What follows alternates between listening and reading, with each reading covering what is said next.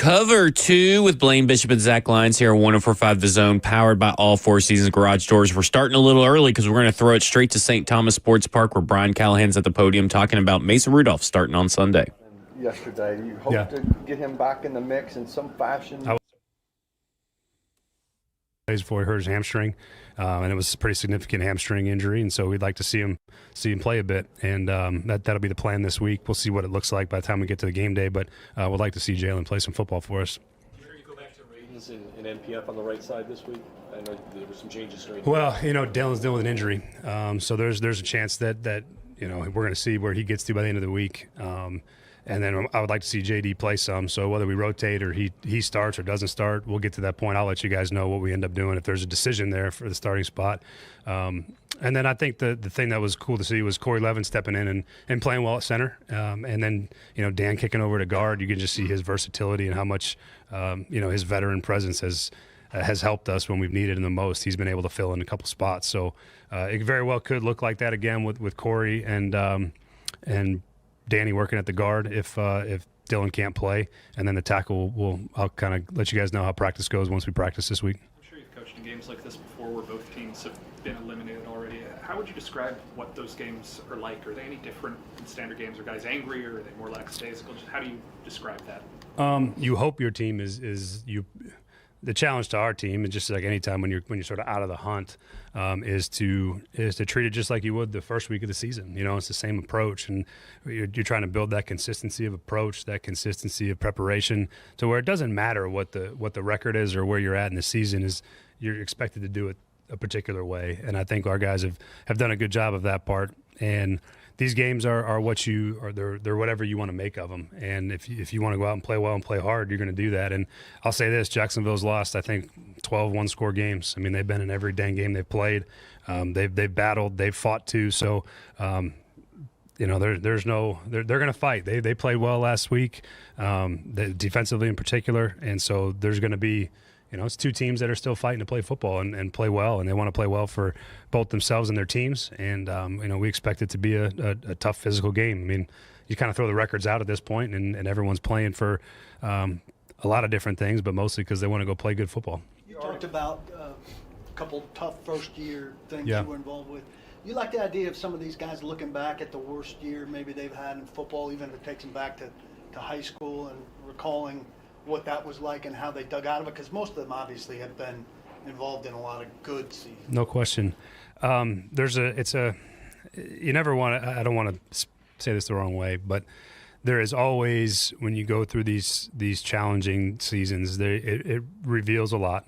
You end up seeing a lot more of what the truth is, and it allows you to attack it. And I think that's the benefit of it, is you have a bunch of guys that know where we're headed and how we're headed there, and how we can best attack it to where whatever we've done so far, whatever the preparation was into the season, that we don't repeat whatever that was that led us to this point. And how we play, how we practice, if we got to adjust those things, we will. And I know that there's a whole lot of guys that don't want to feel this way again. And I think there is something real to that when you have a season like this where you're determined to not feel the same way and not have the same result.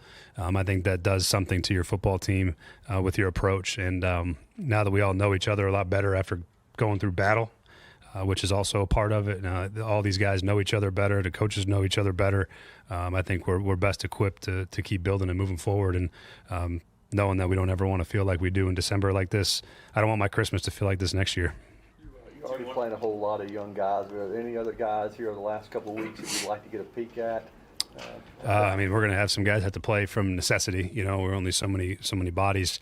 But no, I mean, all the young. I think we had 10 rookies play in a game last week. So there's a lot of guys that have played for us, and I think some of the guys that have stepped up on special teams that have had to come up have really been impressive too. So yeah, they're all going to be a part of it. I even told the guys this morning that we're going to need everybody on the active roster, and we're going to need a handful of practice squad guys this week, and to finish the season out the right way, just because that's where we're at in the year. And so I'm looking forward to seeing a bunch of these guys continue to play and see if they can improve their performance. Colton's still kind of in a build himself back up. He's still building back. He won't be activated this week. I'd say it's probably an outside shot for next week at best. He's still getting back in the routine of practice and all that. He's not quite all the way there yet to play football competitively. When was the last time you spent Christmas with your dad? Same thing with Thanksgiving. I'm actually going to have my mom and dad, my brother's in town with his wife and their baby, and my youngest sister's in town with her fiance, and then they're all going to be at my house tonight for Christmas Eve, which I was trying to figure out. I don't know that we've all been together in a holiday, like my brothers and sisters too, since I was probably in high school. So it's been a really long time. I'm looking forward to it. It'll be fun. In a tough year, is that pretty special? Oh yeah, it's a moment to. It's one of those moments you need. You need a little bit of that levity, that be around people that care about you. And no, it's going to be. I'm looking forward to it. I was telling my mom the other day. I was like, I'm looking forward to seeing everybody because we all need it. I need it. I know my dad needs it. Just a chance to take a step back and take a deep breath and enjoy some family and people that you want to be around. Enjoy. Thank you. Merry Christmas, guys. That was Brian Callahan at St. Thomas Sports Park. He announced Mason Rudolph is going to get the start against Jacksonville Jaguars. Talked more about what Mason Rudolph brought to the team. He talked about leadership. He talked about Dylan Radins. He talked about what you can learn in a season like this and who emerges and how this team is growing. A lot of insight and information into what's going on behind the scenes, not necessarily yielding the results that he wants. I think we all agree on that, but he talks about a lot about the fight that this team is going through, a lot of the things that you can learn as a young player, feelings of determination to not feel this way again next year and see the same result next year. They're knowing each other and getting to know each other, going through this battle, Blaine. And it was kind of a low-key conference for the most part. I mean, I guess breaking news if you want it. He announced Mason Rudolph, but I think we all saw that coming. But I guess let's start there first. He said that Mason earned himself another shot to play. He knows how to operate a drop-back passing game. He doesn't take many sacks. He operates on time, finds completion, stays on schedules. That's the thing that, Mason Rudolph brings to this offense, which is all kind of things that we've talked about that Will Levis does not. Well, I think that's an unfair analysis in that Mason Rudolph's been in the National Football League for a while. Yeah. So it's not apples to apples. You can't expect Levis to be where Mason Rudolph is. In my opinion, Mason Rudolph looks like barely an average backup quarterback. And the offense looks no different than it did with Will Levis. I disagree now, you could with say that he gets rid of the ball on time. Yeah. He gets rid of the ball on time. But does that change the results? We've seen a big handful, 5 games of Mason Rudolph. Yeah, does he get the ball on time? Does that help the offensive line? But as far as them and what the offense looks like, nothing really changed. And when we're talking about that, wins are attached to results. That game didn't look any different than Will Levis. Now, maybe Will Levis even threw more interceptions, but probably maybe, especially in the 2-minute drill. But with the guy with experience, that would lead you to he should be better or at the least the same. And that's what I see out here. I think the real question is what defines what is a good head coach and what are those attributes about this team that have gotten better throughout this season. Now, let's start with the players.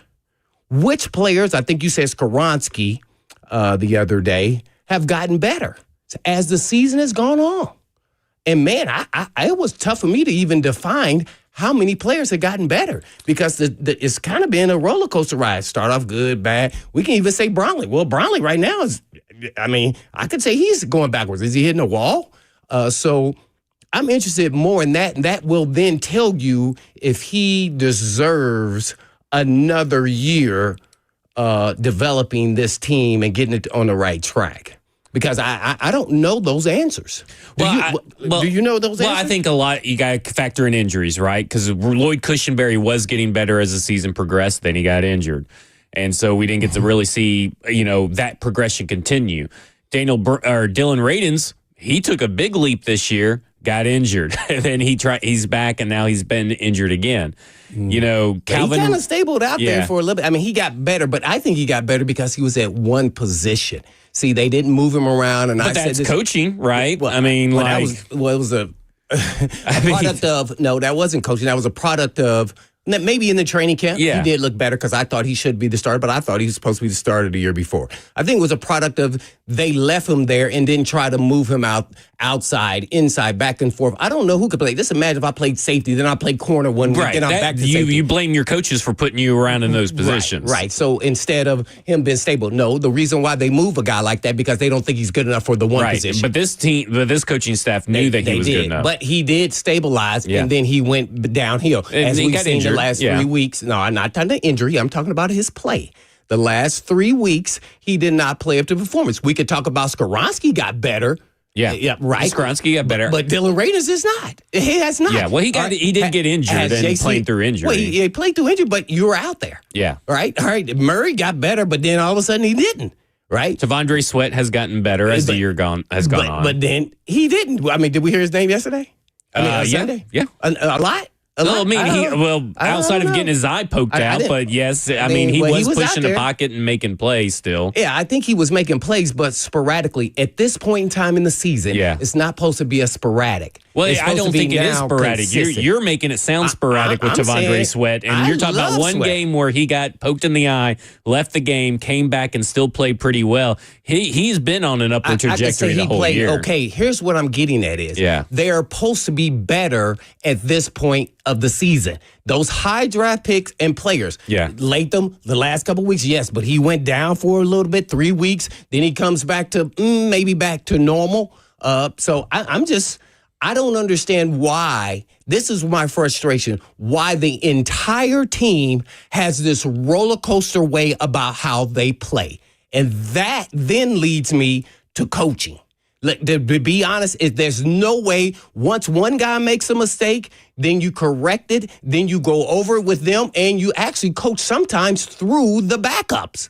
So you don't have to have them go through it when they actually get out there. Now, how much they take that in, I refuse to believe every player on the freaking team at every position takes turns making mistakes. That just doesn't happen. It just doesn't. I hadn't seen that before ever in my life. I really haven't. I mean, so we can come up with all these excuses and everything else, but I just believe at this point in time, we need to see some consistency and improvement in players. Callahan, the O-line coach, is supposed to be the best in the world. Well, the only person I really feel like this has done a great job is Skoronski here at the end. Everybody else, I could like, yeah. Well, as a whole, the offensive unit has performed better as the year gone on. Did it result in wins? Well, yeah, but I mean, like quarterback situation. I mean, wins. I mean, offensive line is a big part of some of these. Been some of the part of the issues, and you can't really be looking at offensive line as a big part of the issues why certain situations happen. And we still didn't win.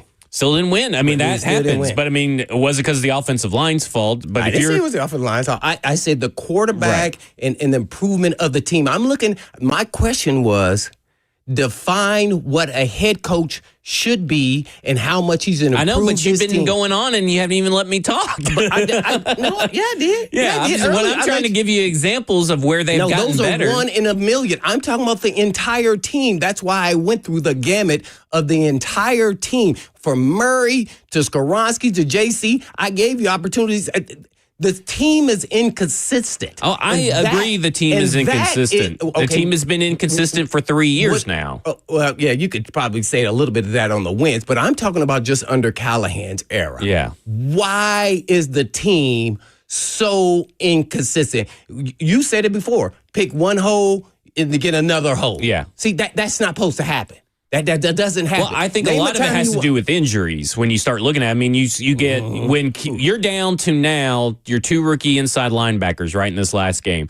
You got Jack Gibbons went down, Luke Gifford went down, Otis Reese went down, Kenneth Murray went down, Jerome Baker's a non-factor. They traded away Ernest Jones. I mean, what's that? So that's 6 linebackers they've gone through, and now 2 rookies are playing. When did that start, though? I mean, let's don't go down. I guess probably week 4, week 5, and all this inconsistencies and rotations. Murray's been out there almost the entire time. Yeah, and he's playing through major injury, and I don't know if he'll even be available this week. Well, he got injured over the last 2 weeks. Yeah. I think we understood what the defense was defined at the linebacker spot from the jump. I don't see what I'm built on is there are no excuses. At the end of the day, guys get injured in the National Football League. So whether you played 4 games or 8 games, you get to see and you know what a real dude looks like.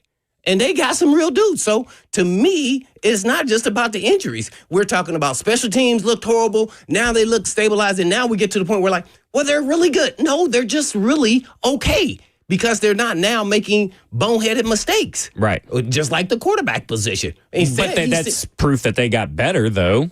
Better to the standard that was low bar. Oh, I mean, it's NFL average standard compared to this year's special teams group. Where are they ranked? I'll have to go and find out where they rank for the last 3 or 4 weeks where they've been. I'm sure they've been way better because they were terrible and they're having to pull themselves back out from being terrible. So you can't use the full season is what I'm saying. But if you're talking about improvement and you're saying, well, where has the improvement been? Special teams is a pretty big unit of improvement. But then every time he had to plug a hole, there was another hole. Yeah, but there hasn't been now. But there hasn't been now. The last 3 weeks, no. Right, but that's too late. I'm not saying that improvements were early, but if you're talking about getting better as the season goes on, I mean, in this instance, they got better than season goes on, and there's a lot of instances where they're better than last year's, and actually better than last 2 years' team. The other question is, they have blown up this team. Well, yeah, they've tried everything known to man, and that's why I say some part of this we're trying to blame on. We're making excuses for injuries. The quarterback obviously is a part of this blame, but I think we need to define what do head coaches, what are their responsibilities when they deserve another year to be the head coach. I think that's where this question starts. And it's an uncomfortable question because there's so many moving parts from the quarterback to where is the team improving. Why is the defense taking now? All of a sudden, they're not playing very well against the run. I mean, there's questions all over. Like I said, there's leaks here and there. And ultimately, in a big picture thing, it sounds like coaching to me. If I really wanted to be honest, from all over the place, not just offense, defense, all over the place. And that's what it says when none of these people or coaches have been in position of leadership and they're all new at what they're doing. They're all new. Not to say they don't deserve to be there, but ultimately those same questions can't be coming up all over the place. And we have 2 more weeks. Like that's way too long to still have the same issues. That's way too long. I don't necessarily think it's the same issues every week. No, I didn't say the same, but I meant different issues throughout the same season. I think when you are a new team with all these new players and everything, they've had a hard time gelling as a unit, and it's really hard to build a winning culture in a losing season. I read an article about Dan Campbell's first season with the Detroit Lions in a similar way when everybody wanted him fired as well. And nobody knew that Dan Campbell was going to turn the 21 and 2022 Detroit Lions. Nobody knew they were going to turn into this powerhouse. But that's where stability comes through. Nobody knew that they were going to be that way. I mean, because you're talking about a 3-13-1 team that then started off 1-5 and then turned it up and then they showed promise. And at the end of the day, you fire all these people again, you're starting over. Who's going to come in and fix it? Because, I mean, at this point, you do not look like an attractive job from the outside looking in the NFL, and you're not going to get Ben Johnson. So who's coming in to fix another mess that is going to be starting all over and blown up all over again? Like, we're going to be having the same conversation with the new regime next year. But we'll talk more about that after the break. This is Cover 2 with Blaine Bishop, Zach Lyons here, 105 The Zone.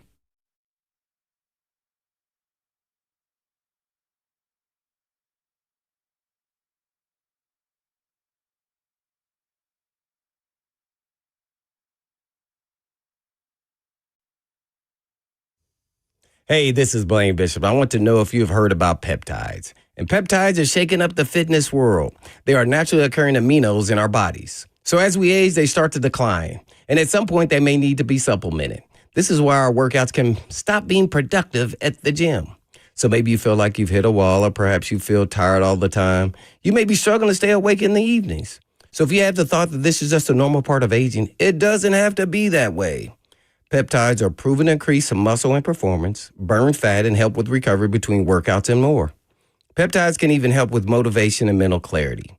These are all safe, naturally occurring aminos, not pharmaceuticals. a natural and holistic way to get your body back to peak performance. Plus, Edge Peptide Therapy has the most comprehensive blood panel around. So when you go to Edge, you will know exactly what is going on inside of your body and what it needs to get back to peak performance. So feel better from the inside out. So go to edgepeptide.com, or you can just give them a call at 615-724-1878. That's 724-1878.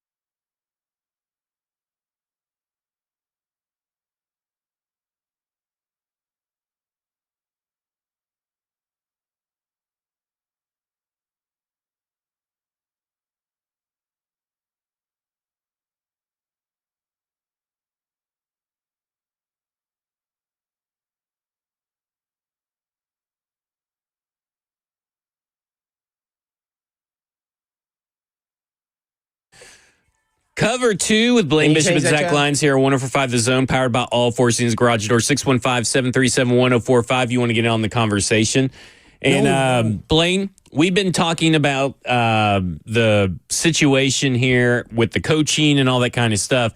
And I look at it from perspective of the reason I am big on stability and everything is to try to establish stuff, to bring stuff. Because you start firing people, you just get into building a hole, building a basically Groundhog's Day scenario where it's the same thing, different day, and all this stuff. And look, if she decides, if Amy Armstrong decides I'm moving on from Rand Carthon or I'm moving on from Brian Callahan, you might as well just fire everybody. I do. I don't go there. I go through with a plan. My plan is define why you should have a second year. And I want to hear your reasoning. Yeah. And I want him to go through what all justifies that and then fact check it. And he's going through every week because he says they're talking every week with Amy Armstrong, a big meeting, all that jazz every week. So whatever the communication they're having, it's at least open because, if you remember. Well, that's all the coach. But not really.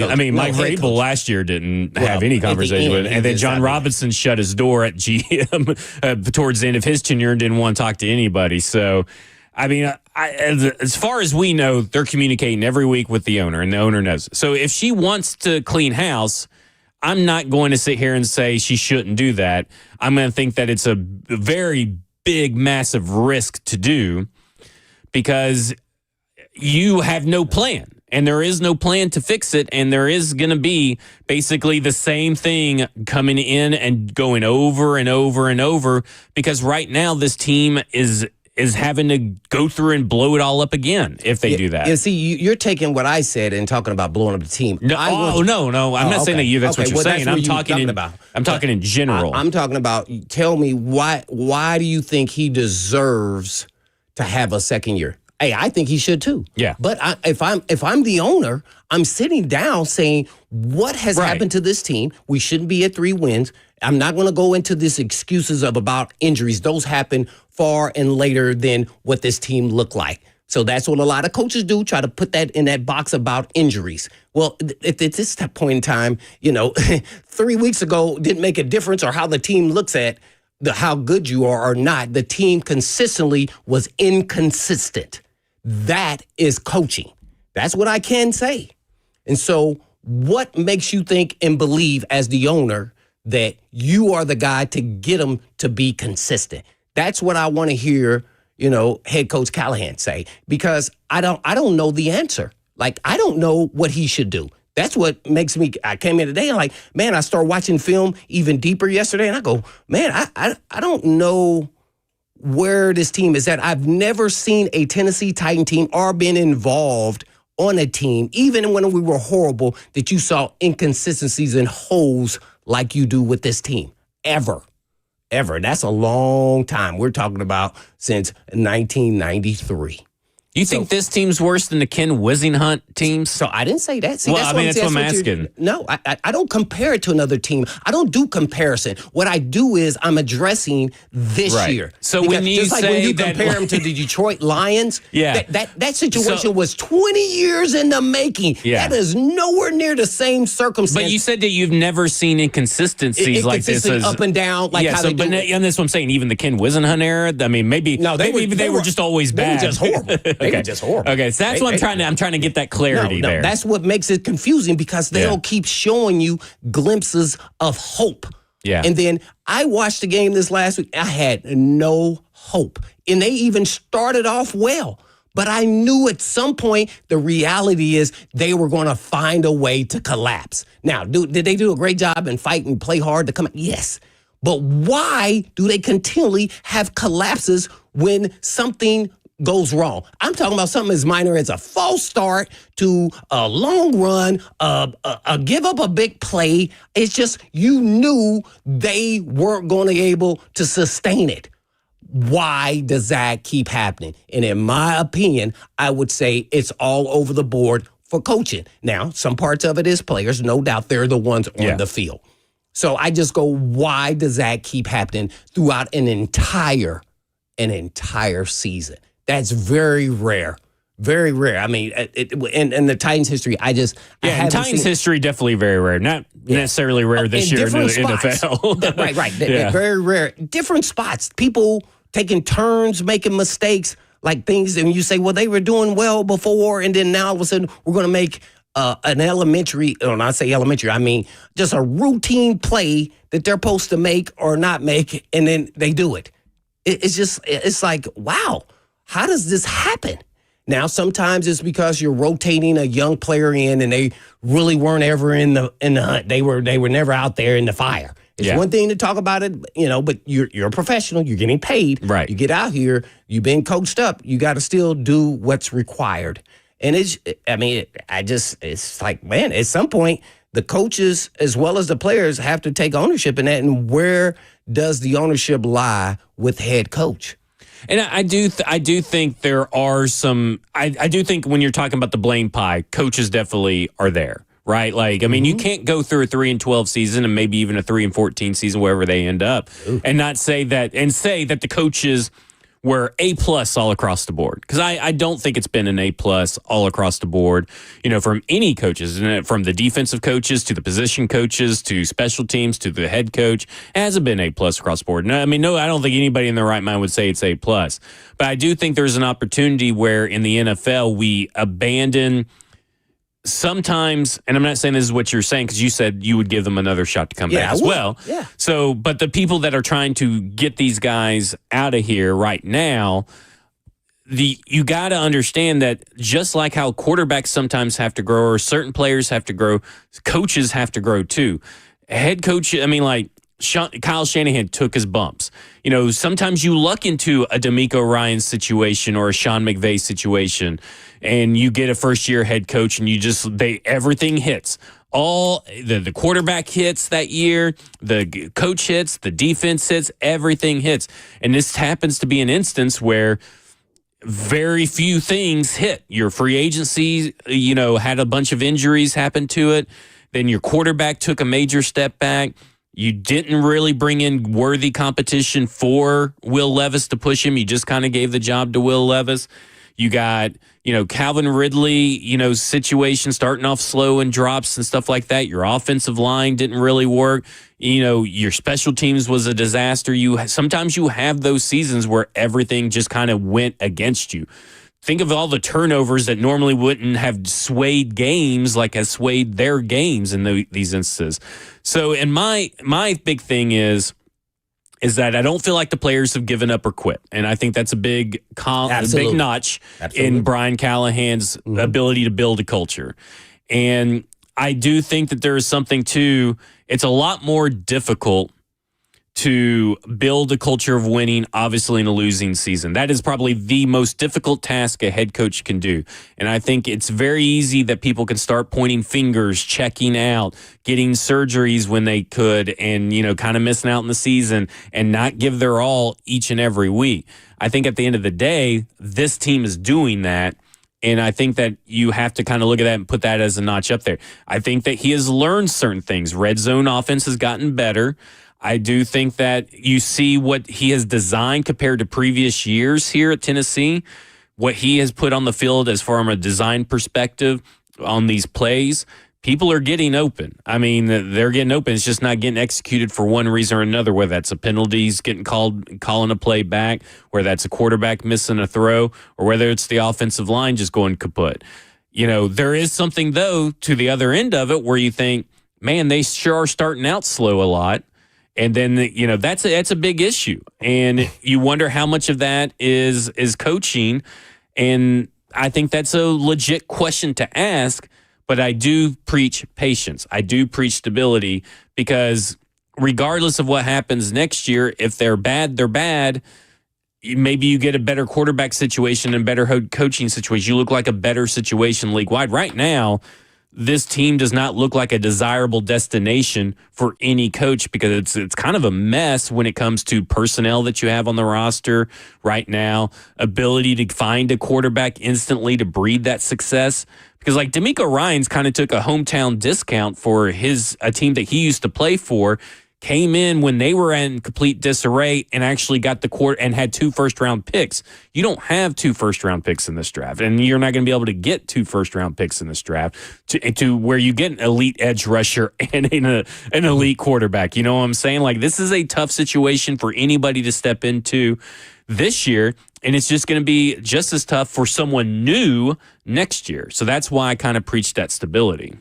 Yeah, I haven't talked about anything about stability. I've talked about tell me what should make you believe in me, basically as the head coach and our staff. You're selling yourself up. I shouldn't be fired. I'm saying, tell me. I've already got past you're coming back. See, that's the difference in that response, and that's kind of responding to some of the people in the chat. I'm not saying let him go. I'm saying keep him, but tell me why I should believe in you. And I think my biggest thing is I'm showing you on film, and I'm showing you in the locker room, these guys I have bought in. I have these guys bought in. Even when it's bad, it's easy to be a good leader when it's good, and that's something they talked about today. When everything is winning and everybody's winning, it's easy to look like a good leader. But we've had leaders emerge in tough times, and what doesn't kill you makes you stronger. And what I built in the locker room with culture and leadership, I can take that to the next level. We'll be a little bit wiser, a little bit more experienced team. We look at the draft, look at what we've done with these draft picks and what we've been able to do, and these guys have been put into tough situations. I can do that with another draft class. We'll go out and we'll get maybe a few more leaders to plug in some of these holes that we're not going to be able to fill in the draft, and we're going to look like a more cohesive, strong unit up the middle on defense. Like, I think that at the end of the day, there's a lot of good that you could point to on film. And there's definitely more bad than good that you can point to on film. I don't know if you want to point on the film. Yeah. But, I mean, there are things that you can show on scheme. Like, if we had a guy that could do this thing, this plays a little bit different. All I need is a right tackle, and this play is going to be different. Like, I think when you point at turnovers and penalties for this team to the big bugaboos of this team, those are going to get corrected 9 times out of 10. History tells you that in the NFL. 9 times out of 10, those 2 things are going to come down, and that is going to lead to more wins too, because some of this has just been turnovers and penalties, bad situations. And listen, some of that... So when you say turnovers and penalties, what's the first thing you think of when you hear a team? Will Levis. No, when I think of turnovers and penalties, I think of coaching. See, that is and even though the players are part of that, I go, that sounds like an undisciplined team. But we can also maybe, I mean, but is the Ravens an undisciplined team because they're number 2 in penalties per game? You know what I'm saying? That's not apples to apples. They're a much more talented team, right? So they can overcome those penalties. Where we are not at that point yet. But if you're saying it's if you think of coaching, it's right. Like what I'm saying. When you're a new coach, not when you're a 20-year veteran coach. See, you're not comparing the same. It's not the same. You're a first coach. Where you're talking about culture? Well, that your culture speaks for it on the field. That's what tells you what it is. So the penalties and the turnover speaks to what you're doing, regardless if it's your fault or not. It still goes on the head coach and the quarterback, right? It always goes back to that. So, when you're in your first year compared to the guy that's been in 25 years who then is still getting wins. So he's got the veterans in place. And so the biggest part is you're trying to be patient throughout this process. And you say, why should I believe in you? That's it. And so you have to give me things that are tangible from head coaches. And you're talking about building culture. I'd love for you to tell me what culture means in an NFL locker room. Like, what is that? Like, what does that mean? I don't know what that means. I mean, you guys had good culture and good leadership, and right? I mean, when things are bad, culture, leadership, and culture too. What is culture? Leadership definitely plays into culture. Right, it plays into it, but that's 2 different things. Though it leads into it. But what is culture? Right, but it's part of it. Like, to me, your leaders make up your culture. Your players make up your culture. But you can't use culture in the definition. If I ask you what is culture, well, I mean, I look at it from this perspective, and maybe this is the wrong definition, but I think when you have a strong culture, a strong foundation, I kind of use foundation and culture interchangeably. So maybe that is the wrong way to do it. I don't know, but that's how I kind of view it. When you're building a foundation, you're building a culture. Like, how do you want your practices to run? What's the approach to practices? What's the attitude there? What's the attitude in the preparation? What kind of accountability is being held by not just players to players, but coaches to players and coaches to coaches? All this stuff that typically leads to success. You talk about not being able to be fractured, and it may not lead to talent, right? I mean, like, it's kind of like effort and talent. Those are two different things. But what it does is that it's kind of like, I guess you could say, if you're looking at it from a business perspective, is establishing the mission statement and living up to the mission statement, if that makes sense. I think Callahan has said that they are doing all those things, and it still hasn't resulted in any wins. Right, and that's where I think that some of this is a talent issue. And I'm not trying to. Well, sure. That's the thing. I mean, like, your players still have to go out. You can do everything right in the locker room. You can say all the right things in a press conference. You can do all that stuff, but at the end of the day, the players still have to be talented and play or play better than the person across from them. And some of these guys are not doing that in big spots because some of them are not talented. How many people are starting for this team that probably wouldn't start for another team for one reason or the other, right? I mean, like, this is a team devoid of talent, and they got to start not only build the winning culture and start building towards that, but they got to start replenishing the roster. You got to start adding pieces. You got to start adding some playmakers. This team is devoid of playmakers. They're devoid of game wreckers, game changers. You got to start building that process. And I think that Brian Callahan has shown that he is a guy that can at least build, establish, and he has shown over time that he knows what a good offense is supposed to look like, how a good offense is supposed to be ran, what a quarterback traits will get you uber successful results. And then you got to find all these pieces. And I still think they're in the process of finding all the pieces. This isn't a complete jigsaw puzzle yet. Yeah, well, my answer would be like, well, okay, that sounds good on paper, but just because you've seen it, but you've never led it. So how can I believe that you can lead it? There's one thing that you sit in the chair and you're sitting to the right of the chair, and then when you're sitting in the actual chair. So how do I visually saw other people do other things in my industry and then say, okay, now they can be a leader. And then all of a sudden they get in a leadership position and they really aren't. That happens in the business world. Yeah. And they really aren't leaders of people, leader of men, if we're talking about a locker room. So, I mean, at the end of the day, what you're essentially saying is that you're going to have, Amy Adams Strunk's essentially going to have faith. Yeah. And because I don't know one way, you don't know the other. Yeah. But that's kind of part of the NFL, right? You have to have faith in your quarterback. You have to have faith in your head coach. I mean, nobody's going into a season, right?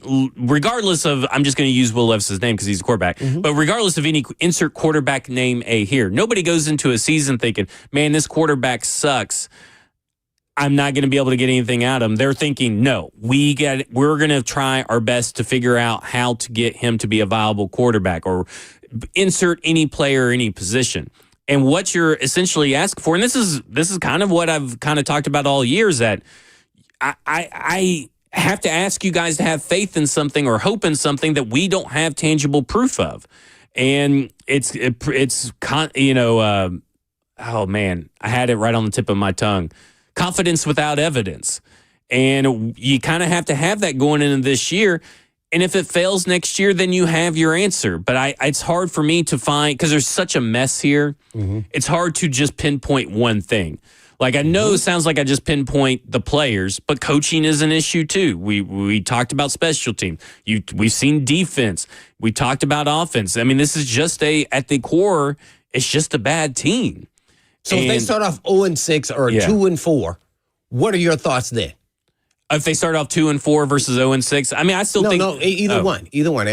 But yeah, I just think I look at this as a bad team. I mean, because I didn't fall for the Mike Vrabel 2022 start either. Because I thought it was a very fraudulent record. I said, this is still a bad team, guys. This isn't a good team. When I'm talking, I never reference other things. We're just talking about I'm just trying to give examples of, like, when I talk about, like, there is a difference between like he started out 7-3. I still thought that was a bad team. You get what I'm saying? So well, I did too. But yeah. I mean, but and, I'm and not, so like to me, my opinion wouldn't change whether this is 2-4 or 0-6 or whatever you want to say. no, That what I'm started. getting at is when I ask that question is what is your faith? Because that's what you're talking about, and gotcha. your hope in Callahan Gotcha. at that point. I misunderstood next year. your question. Yeah. Well, I'll tell you my hope and my faith and my confidence level when we come back from the break. Cover 2 with Blaine Bishop and Zach Lyons here, 105 The Zone.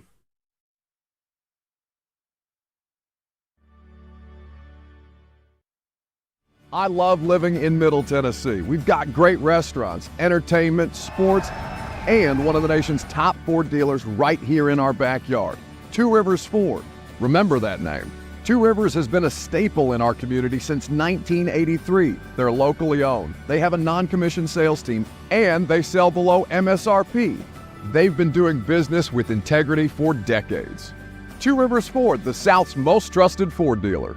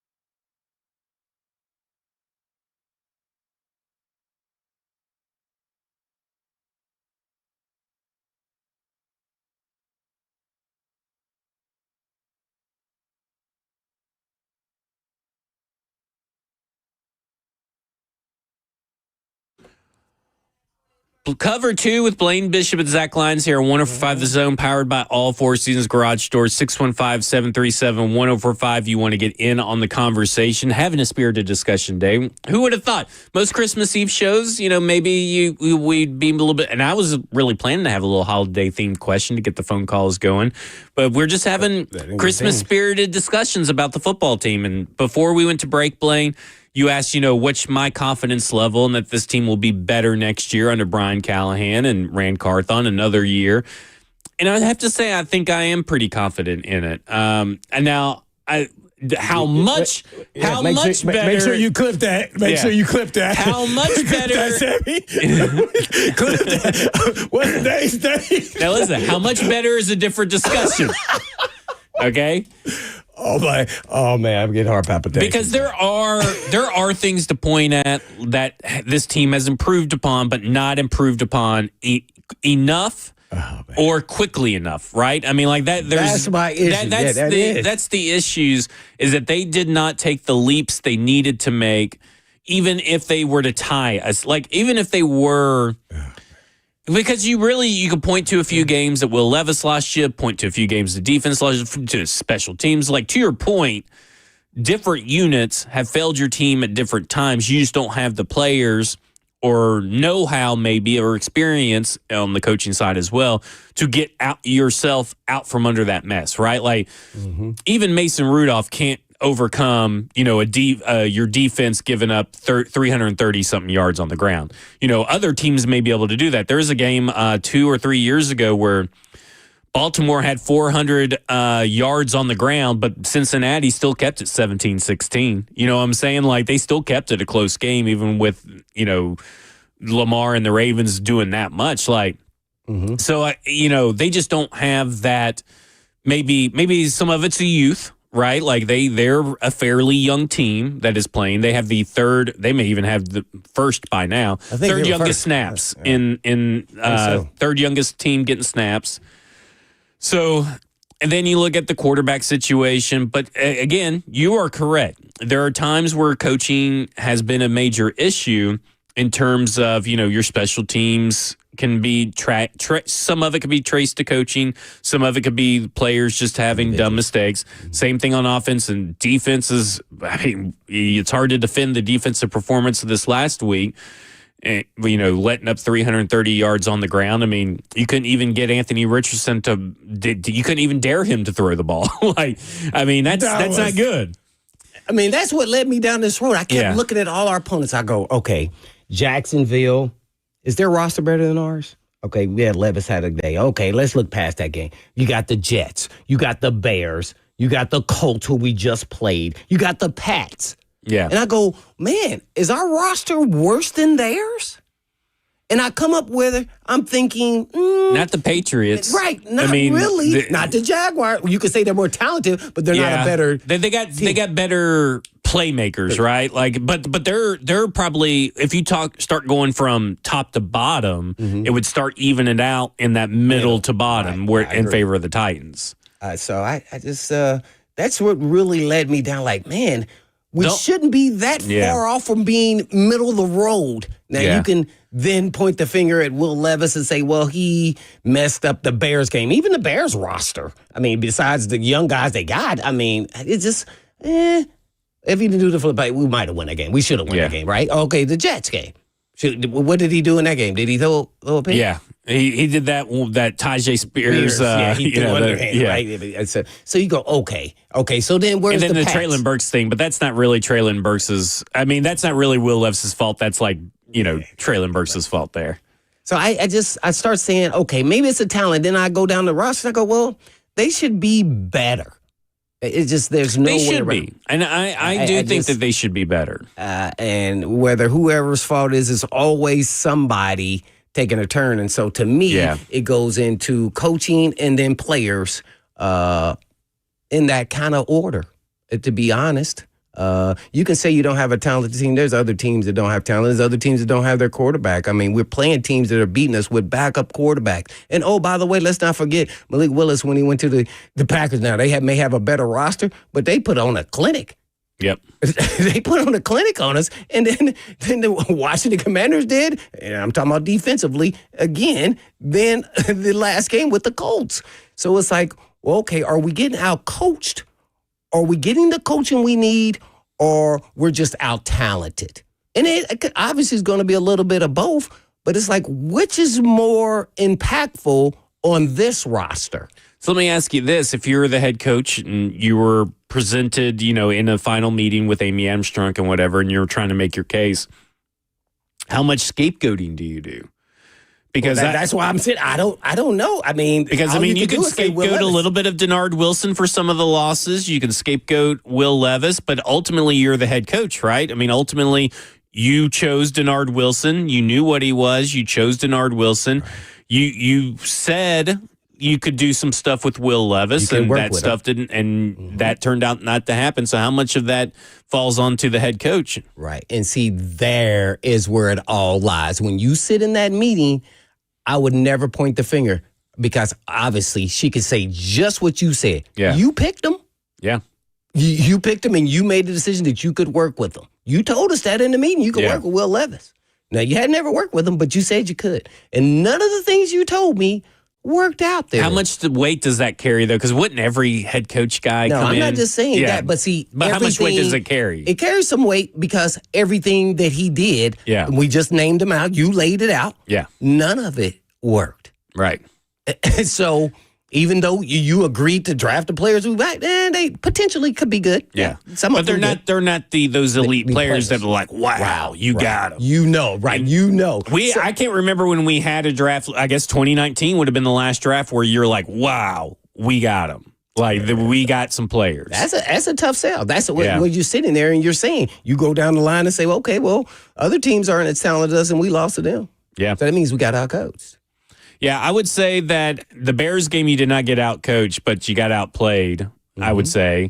You look at the Jets game, a couple bad run angles. I don't know how you want to, if you fault that at coaching or, Amani Hooker taking a wrong angle. I don't know if you necessarily got outcoached that game, but maybe there are certain situations. That Jets game feels like it was like 3 years ago. I barely have remember it. Yeah. I was just looking at their rosters. Right. I just, 3 wins, and it looks like that's where we're going. Yeah. I mean, we're about to have the third pick, right? Third or fourth pick? Yeah. I mean, man. But I do think they can get better next year. We'll also get to Eric. You have nowhere to go. That's the point. Oh, my God. All right, we're going to go to Eric in Nashville when we come back, so stay on the line, Eric. This is Cover 2 with Blaine Bishop and Zach Lyons here on 105 The Zone.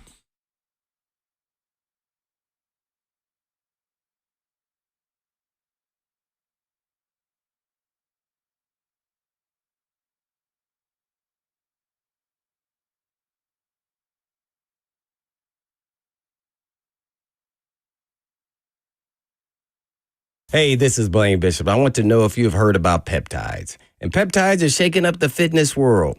They are naturally occurring aminos in our bodies. So as we age, they start to decline. And at some point, they may need to be supplemented. This is why our workouts can stop being productive at the gym. So maybe you feel like you've hit a wall, or perhaps you feel tired all the time. You may be struggling to stay awake in the evenings. So if you have the thought that this is just a normal part of aging, it doesn't have to be that way. Peptides are proven to increase muscle and performance, burn fat, and help with recovery between workouts and more. Peptides can even help with motivation and mental clarity.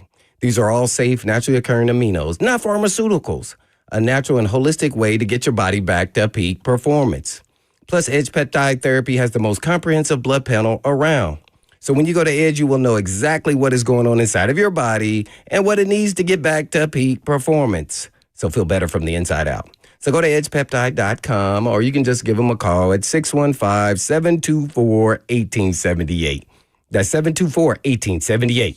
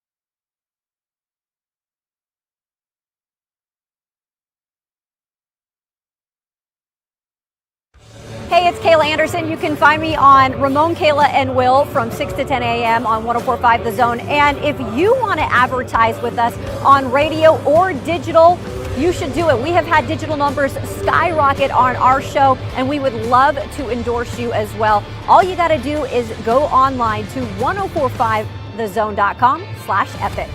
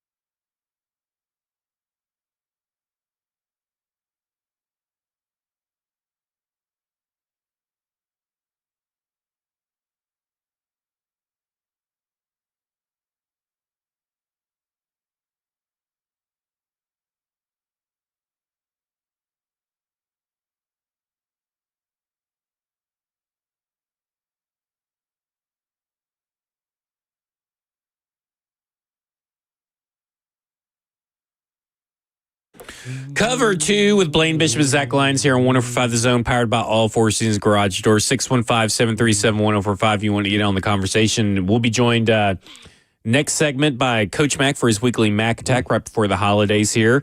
Brought to you by Two Rivers Ford, South's most trusted Ford dealer. Eric in Nashville wants to talk about faith in the Titans. Eric, you're on with Blaine and Zach. Merry Christmas, Blaine. I think it's been about 9 or 10 months since the last time I talked to you. Just hope you and everybody out there has a Merry Christmas and have a happy holidays with your friends and families. Mm-hmm. Thank you. Guys, here's my thing, guys. I know a lot of people are out there claiming, well, we got to fire the GM. We got to fire the coach. Here's the thing. I just don't see Amy Abishon doing that. Guys, I'd be surprised only due to the fact that she's already fired. Mike Vrabel still owes him money, still owes money to John Robinson. Do you want to really owe money to another staff and then bringing somebody else and be paying them? And I'm wondering, all these people, if they're not the same people calling for them to be fired, or all these same people want us to tank for draft picks. I mean, I just don't get that. I want to win. I don't care if we're 0-16. I want to win that last game so we won't have the ridiculous embarrassment of having to win the season. And I remember, of course, after Sunday's game, everybody, Raiders fans, were upset that Antonio Pierce won and all this type of stuff. So, oh, you should have lost. You should have heard his reaction when he heard about this. He said he don't care about no fantasy football. He don't care about draft picks. He said he's trying to save his job. And he basically just threw out some expletives and all that type of stuff. Because if you're deliberately trying to lose something like it, which I know he's not doing, you're putting your stuff out on film where is somebody else going to take a chance to hire you as a coach or as a player? And plus, haven't teams been penalized? I guess the Dolphins, it was 3 years ago. I don't know if it was for tanking or tampering, one or the other or both. You know, and if the NFL finds out you're doing that, especially doing that, you're going to lose draft picks and get seriously fined. So I just don't get this of where people are calling for stuff like that. Because even if, you look at also draft picks, and if they see what's going here, it's like, why would a draft pick necessarily want to come here? You want to be in a stable situation and stable organization. And I have to trust and believe in the fact that going to try and do the best they can. Sure, I want to win just as much as anybody else, but you have to put your trust and your faith, because it's like, I mean, I'm investing PSL money and all that type of stuff, and I probably won't be able to do that because I won't be able to do that at the new stadium. But, guys, I'll get off. I'll let you get some other callers. Y'all take care. Merry Christmas, and we'll talk to you soon. All right. Happy holidays there, Eric. Yeah, I mean, I understand both sides of the coin. I understand the people that are like, tank for a draft pick and all this stuff. Here's the thing about this whole tanking thing. You can still root for the wins, but this team's probably not talented enough to win another game. I mean, the Texans just picked up Deontay Johnson. I'm sure that they'll probably get him involved in the offense, specifically with Tank Dell going down with injury, so they may have another vertical threat there. I mean, you have a chance with the Jaguars because you were talking about a division rivalry game where you lost 10-6 because you didn't have the quarterback throwing to the open guy to get you 7 points. So, I mean, maybe you win the Jacksonville Jaguars game. But at the end of the day, whether you want to believe that this team is tanking, not tanking, you want them to tank, you want the better draft pick, right now, this team is playing right into your hand. It's just not a good enough team right now to win some of these games. Yeah. They're not trying to tank. That's what it is. They're just not very good at this point. I mean, that then goes back to the talent. I go, man, you even made me aware of this. This is the most blowouts in Titans in a regular season, isn't it? Most times they got blown out by 20 or more. What was your stat? What was your stat on blowout wins? I mean, losses. I'm sorry. I don't think I have a stat about that. They have lost by 10 or more pretty much. That wasn't my stat, so that may be someone else's stat. I heard you say that, but yeah, they've gotten blown out. A good example I'm getting at is Commanders. How much did they beat us by? I don't remember. I'm going to say 20 points or more. Is their roster, besides their quarterback, actually, we can't say besides, but that 23 points, but might as well just call it 30 when you get to a certain point, in my opinion. Is their roster that much better than ours? No, and to be honest, I was like, oh. I mean, they have Terry McLaurin, and at the time, I believe Brian Robinson hadn't gotten injured, but I mean, then you had Chris Rodriguez running all over you anyway.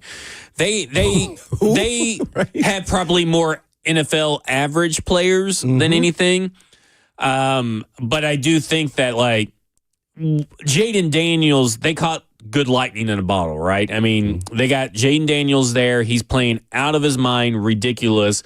And to me, that kind of shows me the quarterback is the most important position. I think we agree, probably in all of sports, it's the most important position in every sport. But like, what is that? That is good for that team that provided the spark. But, Houston Texans are, of course, having a winning season with the benefit of having played the AFC South. But, I mean, C.J. Stroud's another example. But that team was probably – that Texans team he walked into was better than the Commanders team, wouldn't you say? Yeah, and we beat them. Yeah. It is crazy, by the way. I still cannot believe – that game also feels like a million years ago. That's how long this season has felt on the game. So how do you assess that? You're the owner. You beat the Texas team, who you know is a more talented team, and we beat them. Yeah. What would you say to an owner if he said losing to the Jaguars, right? Like, I mean, I think how do we then come back and then lose to Jaguars when we're more talented than them to a certain extent? Maybe talent is an objective word here, but we're a better team. Yeah, maybe they because don't you're have playing. I mean, you didn't even have Trevor Lawrence then, right? So I mean, like you have Mac Jones, who is a slightly better quarterback than Will Levis, but I mean, not by some wide miracle margin like Will Levis and Jaden Daniels is obviously night and day, right? Like, I mean, we're talking about a much smaller margin, and that would be the thing that I would need to know. I guess every week I'd be having these conversations. I'd probably be having if I was an owner every day. They'd probably hate me. They would hate me as an owner. Because I'd be there. I mean, what is going on? What your bosses be telling you every day? Give me an update of practice. I would be down there watching with my binoculars, be taking notes and everything. That's what I mean, I would have to. It's just in my nature because I don't like not having control. Have you ever heard of Miami? At least you admit you know your faults, okay? Yeah, I know my faults. I can recognize my faults. So you would be more a Jerry Jones owner. Sort of. Like, I would probably Who's a good owner? Because I'm not going to be like Jerry Jones, old crazy, not let my coach do it. I'm not going to be the GM. I wouldn't be the GM. You get what I'm saying? But okay. I would want to be, I would want to kind of know every step in the way. Like, okay, so last week you guys were feeling pretty good on a Friday. Because that's been the big thing, right? That one thing that has had me raise my eyebrow, Brian Callahan, is like, how many times have we heard, and listen, we heard Mike Vrabel say the same thing and other coaches say it. How many times have we heard we had a great practice on Friday. I don't know what happened on Sunday. We had a fantastic practice. If I was an owner, I'd be there at every Friday practice and trying to figure out is this true? That's the kind of level I would be probably involved in because I'd be wanting to know more information. I may not be asking them all these questions, but I'd be at least observing every day because it's my investment, right? Like this new stadium, the amount of money that she has put into the city for getting the draft here and all this kind of stuff. I want to know where my investment's going. I just fired Mike Vrabel. I hired you. When I hear that the Friday practices have been awesome, don't know what happened on Sunday, I'd be at every Friday practice, be like, okay, we're going to see what these Friday practices really are. I was about to go AI when you we talk about practice. Yeah. I mean, Friday practice, once the season starts, let's just get this out here now. I probably would went 50% in practice. Yeah. So what does that mean about an actual game? I'm talking about Wednesday, Thursday, Friday, Saturday, which is a walkthrough on Saturday. When he says we have these good practices, what is your takeaway from that? That just doesn't matter? Coach speak. You coach speak? Yeah, we once the season gets started, what happens in practice is more assignment based. Here's what happens: they install, they put in, they have your staple of plays that you're always going to run, whether you're on offense and defense, and then they put in a new packages for each phase of the game. Let's say for defense is third down day is on Thursday. So then you're kind of communicating on the field. Actually, after you do it in walkthrough, then you go out here and do it on the field, and you want to make sure you're on the same page with your teammates. It's not about the speed and having a great practice. It's about understanding what we're trying to do and what they're trying to do to our defense and our offense. So talking about having a great practice, I would love that we had a great practice of communication, not a great practice that we didn't make errors. No, that is not the purpose of actual practice. So I'm not understanding now if you have something that is egregious, especially when in the red zone and we're running a play multiple times and the guy messes up. Yes. Or let's walk through this play at half a speed to make sure we understand it where we're supposed to be. Now, you get out in the game, then you want to execute. Now, I was on a veteran team. Now, when you're in a younger team, it's more about understanding and maybe going a little bit faster than what I'm talking about. But when you have a younger team, you want to make sure that they understand their responsibilities. Because so him just bringing it up is just basically, it's nothing burger. Like there is no reason to bring that up. I feel. Yeah, that's how I feel. Yeah, like I mean, really, that's that's kind of good talk. I mean, a lot of coaches say it, so But what really actually going on out there, I'm not at their practices. Right. But I was at a lot of practices. I just because he brings it up all the time. Like, wow, I just didn't expect this game because, practice was like this and, blah, blah, blah. And I'm like, well, there seems to be some disconnect. Yeah. Like, and it's, what is the disconnect there? That's what I'm trying to figure out if I'm an owner. What is the disconnect? And maybe that's the communication. Yeah, maybe that's the disconnect. They're worried about the speed and the tempo instead of making sure people are sure what they're supposed to do. Yeah. I don't know. I'm not there. But I'm telling you what we would do. You're right. And we want to make sure we understand. Now, we were more of a veteran team, and so I could say that maybe that's the reason why we had already built your terms, culture, and who are our leaders and everything else. But when you're developing that, I think you do go at probably a more upper tempo than what I'm talking about. But I definitely want to make sure you understand what they're trying to do and where we're trying to get to and why we made this call and why we'll stop what they're doing. So practice, important. But it's not the end all But be it's all. not the end all No, be all, no. is what you're saying. So that's what I always thought. But I just am thinking from Callahan's perspective, why does he keep saying it? So it sounds like maybe just a little bit of excuse making. Right. So we'll get around that. We'll talk to Coach Mack when we come back. This is Cover 2 with Blaine Bishop and Zach Lyons here on 104.5 The Zone.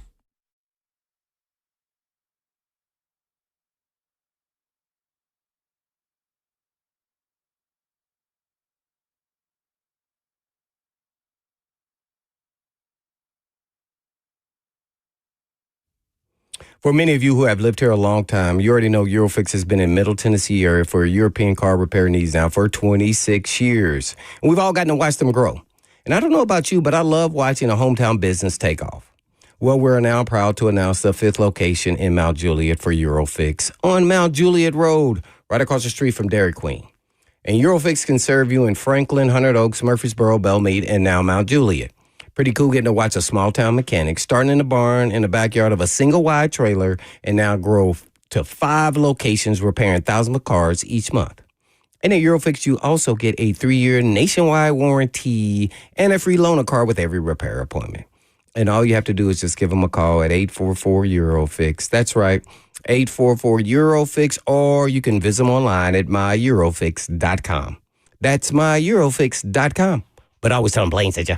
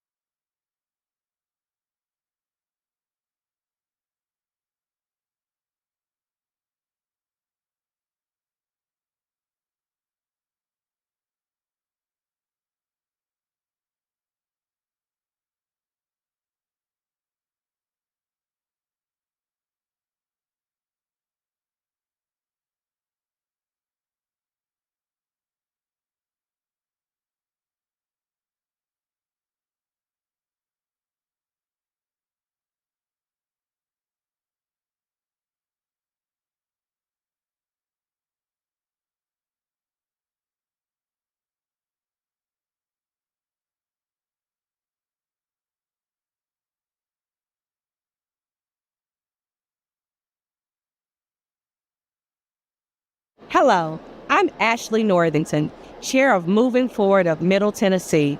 The upcoming transit referendum is a game changer for our economy, business leaders, and the entire community. A robust transit system is essential for a thriving economy. With 54 miles of high-capacity transit corridors and 86 miles of new sidewalks, this plan enhances Nashville's connectivity, making it easier for everyone to get where they need to go. This isn't just about transportation, it's about economic empowerment. For business leaders, reliable transit means a more productive workforce.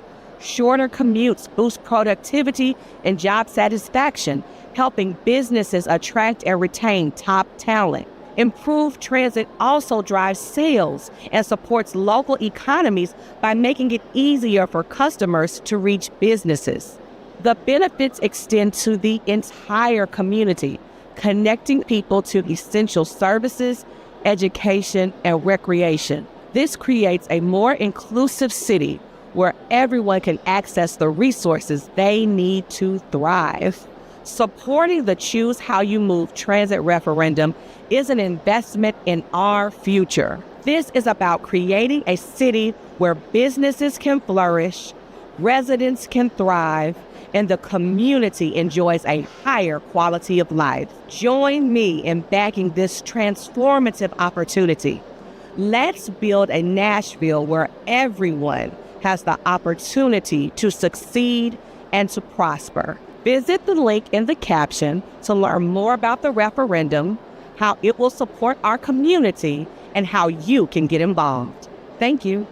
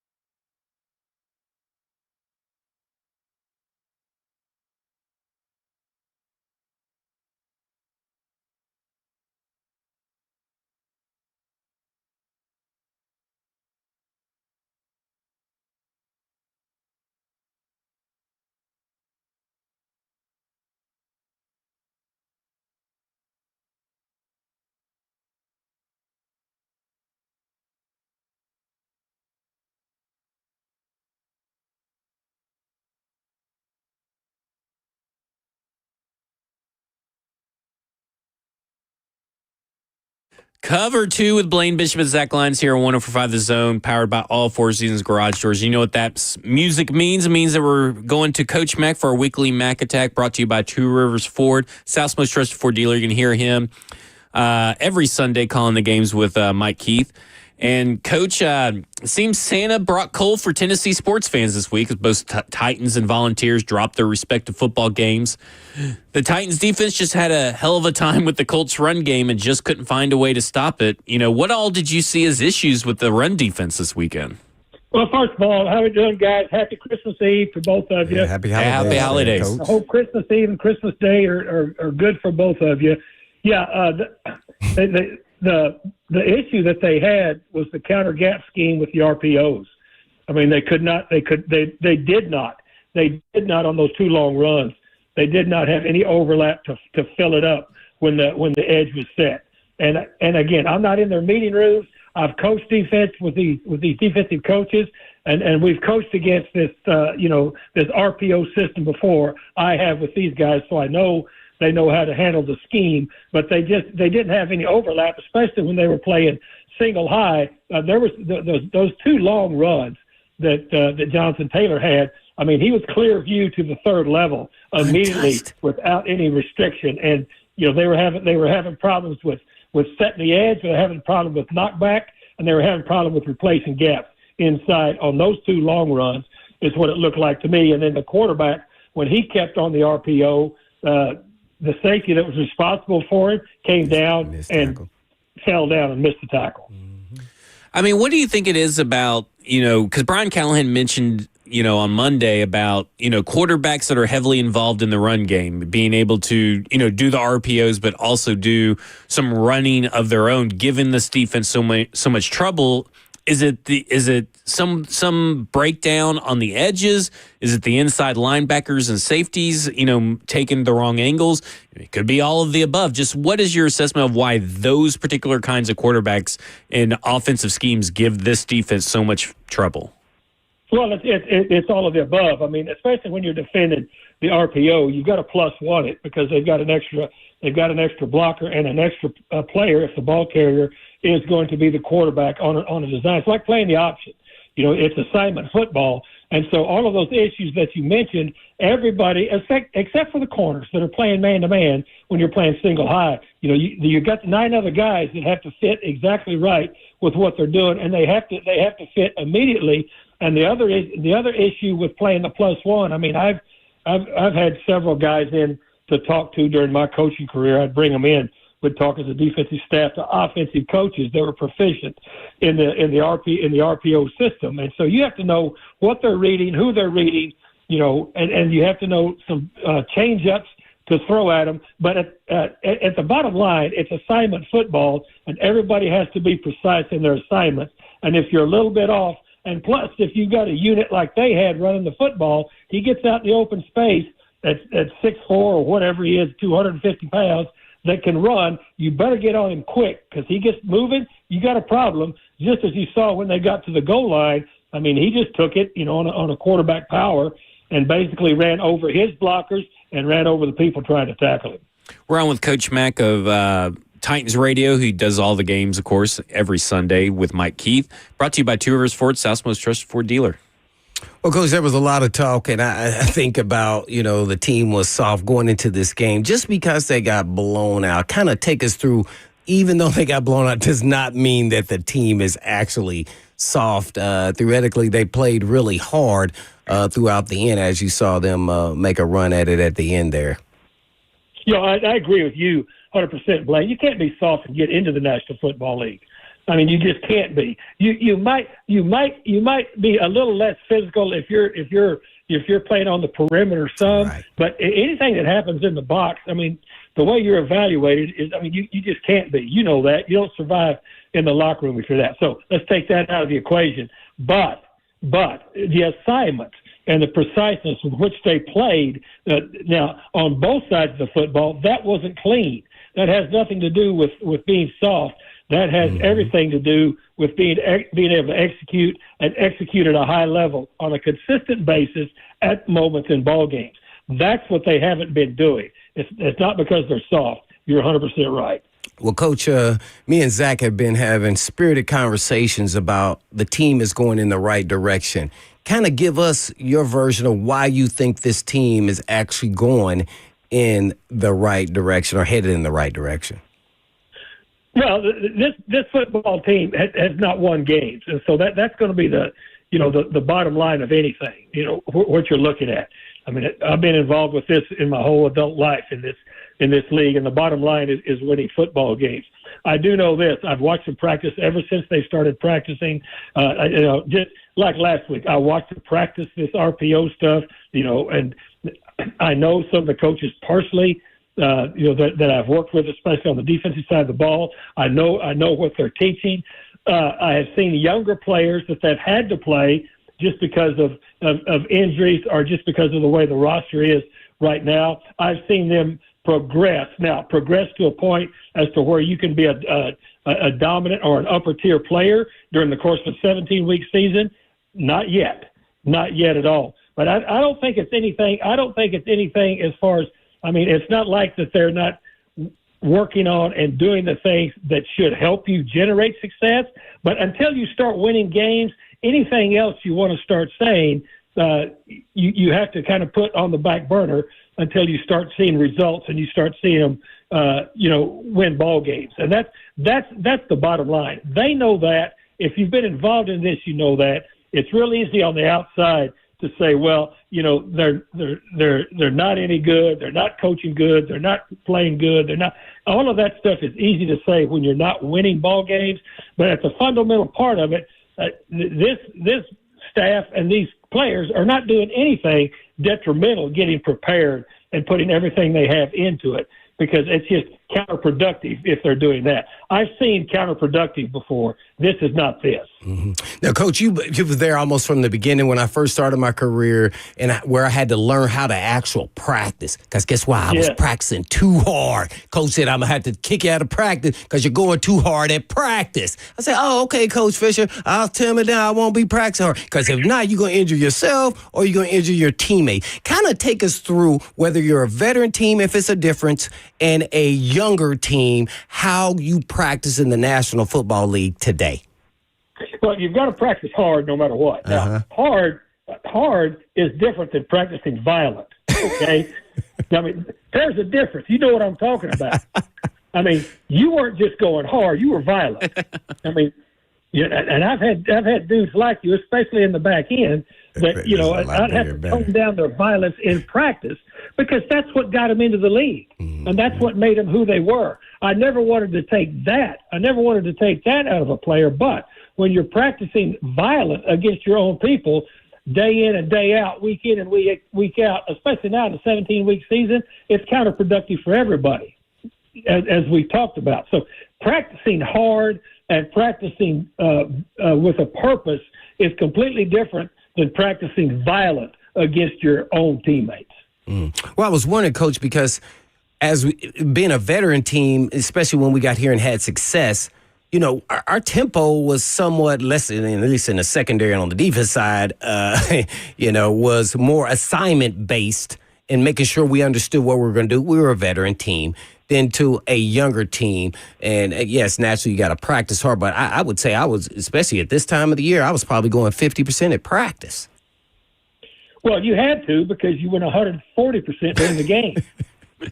And it took your body a while. I mean, you've only got one body, to dedicate to this game. Yeah. And if you play the game with a violent nature on Sunday, on Monday, or Thursday, or whatever you tee it up, you're going to need time to recover. I think that's the one thing that this league has gotten much better at. Mm-hmm. In my 39 years of doing this, is being able to learn how to recover the bodies of the players. I mean, I don't have to go into the used to be because you came up in that era where it was like you could just continue to pound on your own people and expect them to be fresh as they were the 17th week as they were the first week. That's not how the human body works, right, especially in professional sports nowadays. It never worked back then. It's just that everybody was doing the same thing.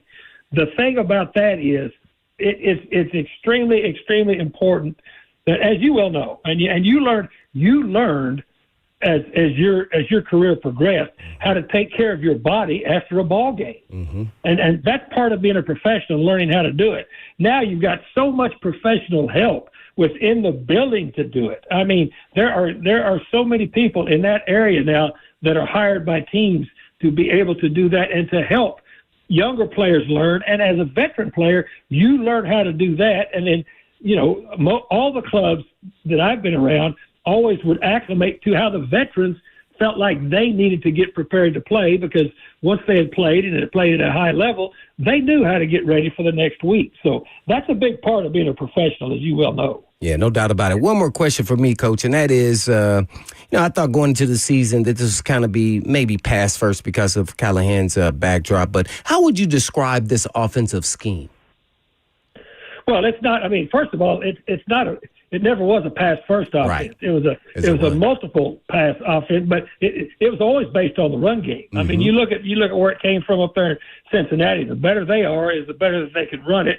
And then you've got to be able to read through. I mean, it's like any other offense. I mean, it really is, because people get saying, well, there's no system designed by anybody that's coaching in the National Football League to not throw to the open receiver and not try to move the football on the ground to take advantage of the clock and to take advantage physically of your opponent.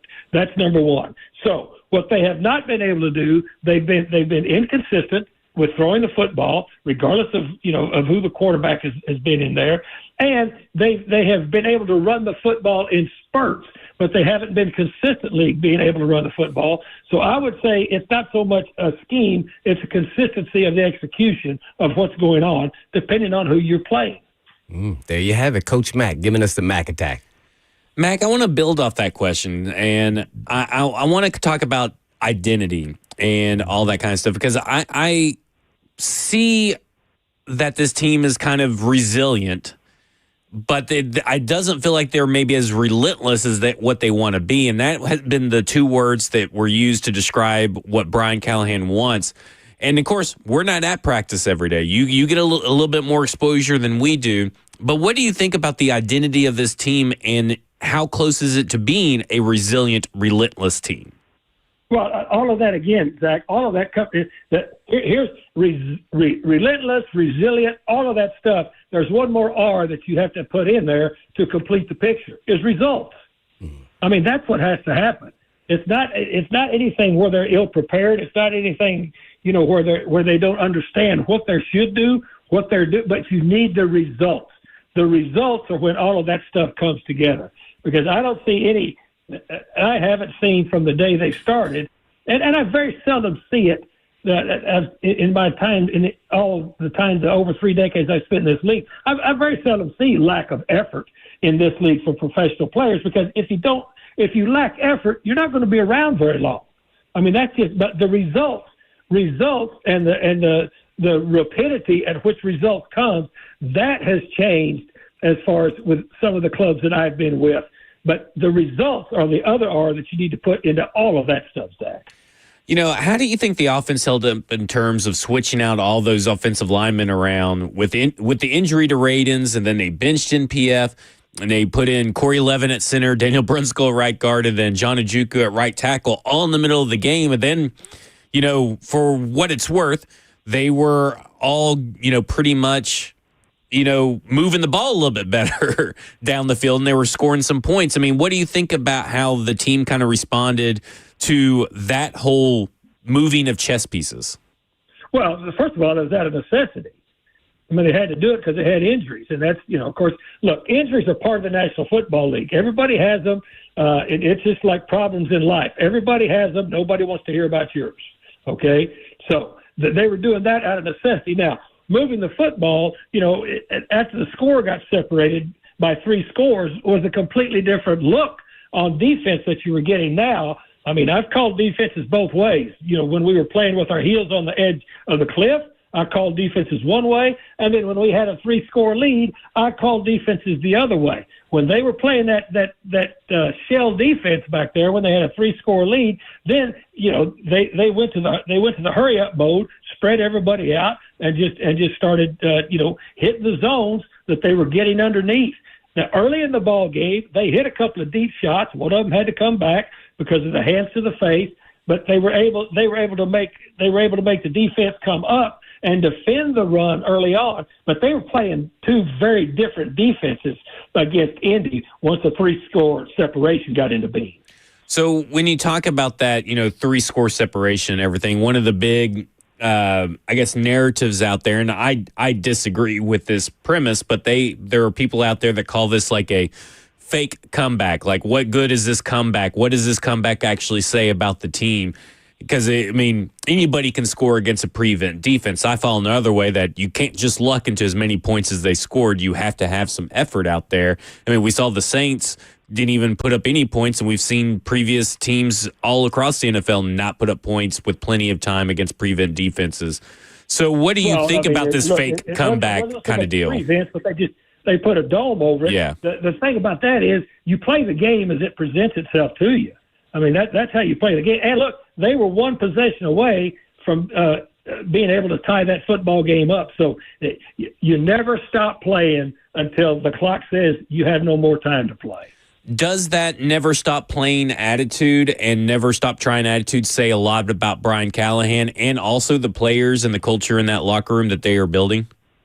Well, to me, it's been part of the National Football League. I would think, yes.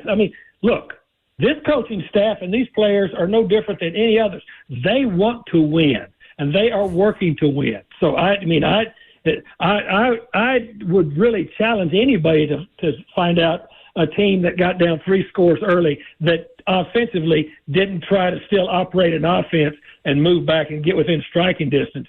How many 1-score games have there been in the National Football League where people have had big leads, lost the leads, come back from that, where people have been way behind, have been able to come? You can't ever quit playing in this league. And so that's not anything unusual, Zach. That's what you do as a professional team, a professional coaching staff, and as professional players.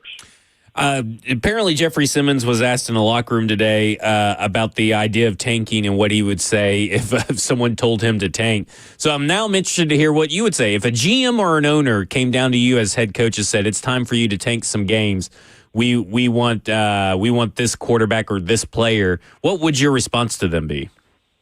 Well, of course, I can't even respond to that. That's fantasy land. I've got no response to that because That's not even within the dome of reality for me. Yeah, I've always been a big proponent that I don't think tanking is really in the DNA of NFL players or head coaches, but I just thought it was odd that apparently the people asked Jeffrey Simmons, and he apparently responded with, "I'd tell them to get me out of here if someone came told me to start tanking." Well, we got a pretty good evidence of even the allegations of that going on in Miami a few years ago, and you saw the repercussions of that. Yep. Well, that will do for us. What do you got on your docket what are you doing for the holidays there, Matt? I was waiting to finish this segment with you that I enjoyed doing on Christmas Eve. And I've got a big house party that they're waiting for me to come out here in the neighborhood. So here I go. All right. Well, you go have fun. Enjoy the holidays. Happy holidays to you, Mac, and your family and all that. And we appreciate all the time you've given us today. Same to you guys. Always appreciate you. See you. Appreciate it, Coach. All right. That was Coach Mac. You can listen to him every Sunday on Titans Radio with Mike Keith covering the Tennessee Titans. Brought to you by Two Rivers Ford, South's most trusted Ford dealer. When we come back, me and Blaine are going to talk a little bit more about practice because he came to like a little realization or a conclusion during the break that we want to make sure that you guys hear. This is Cover 2 with Blaine Bishop and Zach Lyons here on 105 The Zone.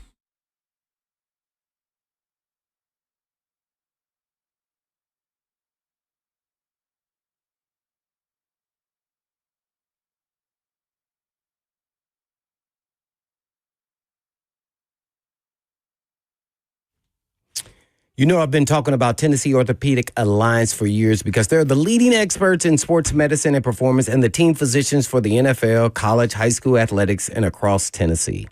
And TOA provides sports medicine coverage to more high school and college sports teams than any orthopedic group in the state of Tennessee.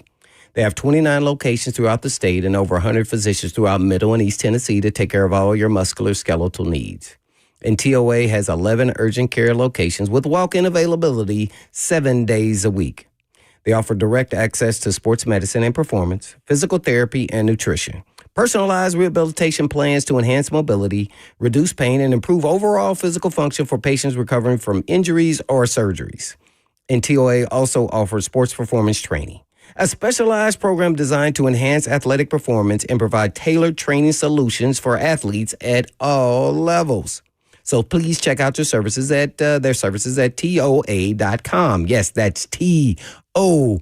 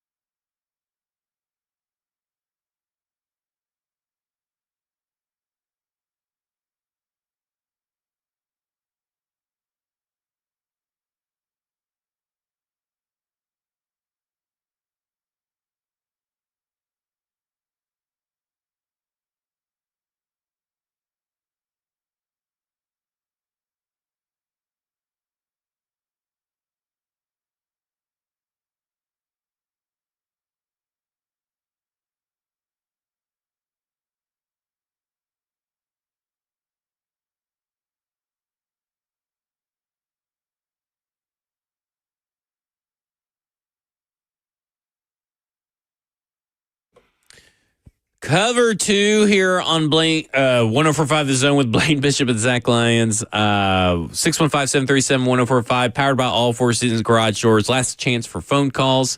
And Blaine, we ended earlier segment talking about practice. And you asked, what would, if you were owner or whatever, how would you be? And I think I may be more, maybe not Robert Kraft, maybe more,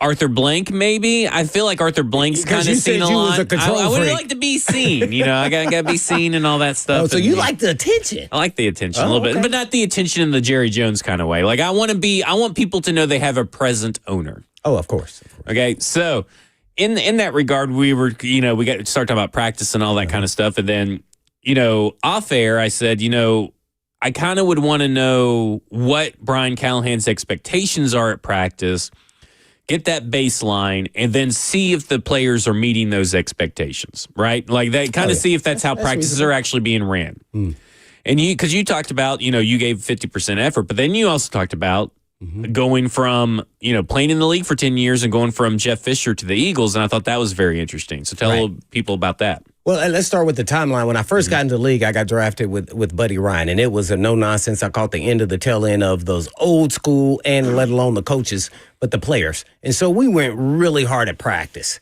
And, Coach Fisher said, hey, if you keep practicing like this, I'm going to have to take you out of practice. Because they said go full speed. And so full speed meant full speed to me. And so he said either you're going to get hurt or you're going to hurt somebody. So then I had to taper that back. You have to learn how to practice. Now, he was also trying to build this culture.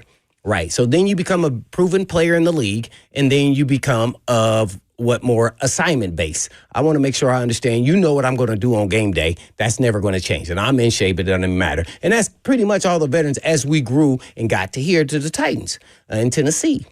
And so we didn't go really hard. Now the rules have changed. You can't even actually practice to that level. Now, then in year 10, I go to Andy Reid. He had built a culture. They had losing seasons. And then all of a sudden, probably in his year 4 or 5 there, he says, this is how we're going to be practicing. You can't even practice. He said, you got to at least give me 75, 80% at practice. I was like, trying to do the same thing I did before. It's like, hey, man, when we turn on the tape. But if I was an owner, I could care less about some freaking practice. Really, to be honest, I would be like, hey, man, are the players we have in game doing what you asked them to do, and they're given what they're supposed to be given based off of their pay? Yeah. And that's what I care about. Because guess what? That's how I thought as a player. I thought this practice, once you become a proven player in this league, really doesn't matter. It's about now what get on the eye in the sky, and that's in game. Because that's what's your selling product as a player. And so, so basically, you got to learn how to practice, got to learn as a young player. And then as you go along, I'm not saying people can go 50%, but they have rules and things they have to abide by how hard they're going to go and practice at this point in time, I think. So they're somewhere in that 70% range of, just more about execution and going and make sure you understand your assignments and going to a certain level of speed, but not trying to play at you're never going to get to a game level of practice, but you're going to get to an intensity level where you don't have that, you don't need that in practice. So it's an equaling balance, and some players have problems with that. I don't know about that now, right. But at that time, obviously, I did it as a young player because I felt that was the only way I was going to make it. So that's how I practice. Yeah, I'm with you on all that too, and I think finding those, what is the expectations of your coaches? Does the expectation of your coaches align with the expectations of me as an owner? Like, are our expectations in line? And then are the players living up to the expectations, and are you enforcing and holding them to those standards? Because that's also part of being a head coach, right? Is making sure that the communication lines are clear between you and the players and your vision, and that you're holding them accountable to that vision. So that's the stuff, as an owner that I would be looking at. Just one part of what you should be looking at as an owner. But I think that's pretty important to, if you're trying to establish a winning culture and a new foundation, new way of doing things, you got to make sure that all that stuff aligns and that you're holding people accountable when they fail to meet those expectations too. Well, see, the first thing I would ask, are you holding Jeffrey Simmons to being accountable for these penalties he getting in the game? That was a pivotal penalty. You got to learn to control his emotions in his game. If he wants to be our leader, he needs to lead by example. That is what I would be asking. I would have a conversation with him myself. If not, either you are, or because that's kind of continued throughout the season. I'm not saying it was done every week. That's been his MO, but right? I mean, that's kind of his MO. Remember, he's gotten a lot of penalties in critical moments. The Bengals game, was that 2022, I think? He got his butt handed to him. Nelson got him, and he got mad, and he pushed him. Well, no, here's how you get back at the guy. you go get him the next play. Yeah. You don't hurt the team because you got smacked around. Whether it was legal or not, or however he got you, I don't even care, to be honest. And it was illegal. He drove him. Yeah. And so you can't get up and push him in the face now. You can think he did something dirty to you. I don't care. They didn't catch it. They caught you. You responded. Right. Don't respond. You respond by your actions the next play, and you get after him. Win that 1v1 matchup next time and make him look silly the next time. Yeah, you're going to get got in this league. Yeah. Guys are too good.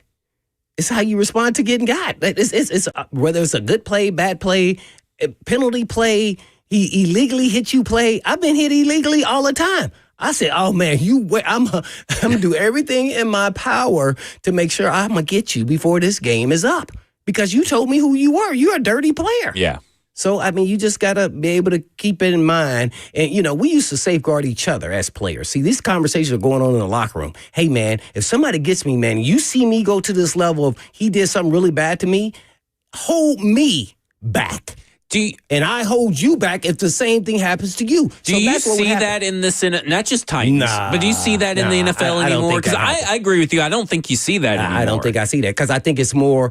I think this is a more. You may have few instances, but not like it used to be. Teams ever together or who had a lot of sex, probably the Chiefs. But I think it's more of a me society. So that's kind of blended into the National Football League. Yeah. It's all about me, and they don't even care. I take the fine. I see it being a uniform policy.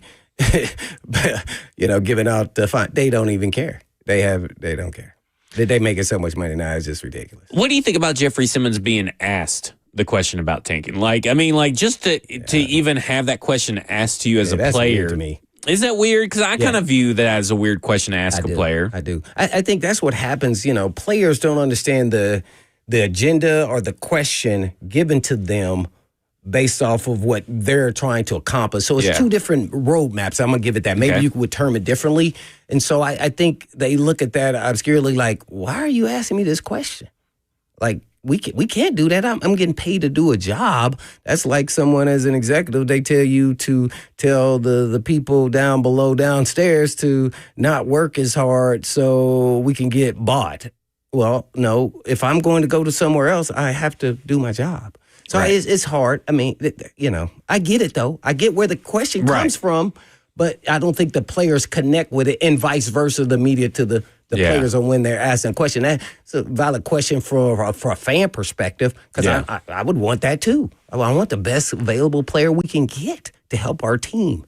But for a player, they really don't care. And I think Antonio Pierce said it right from the get-go. He's like, he got questioned after a great victory, right? I mean, like maybe not great, but after a hard-fought victory for their teams against the lowly Jacksonville Jaguars. He's asked about, draft status because they went from first overall to 7th.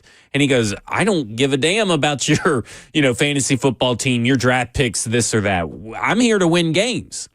Like, we're here to win games.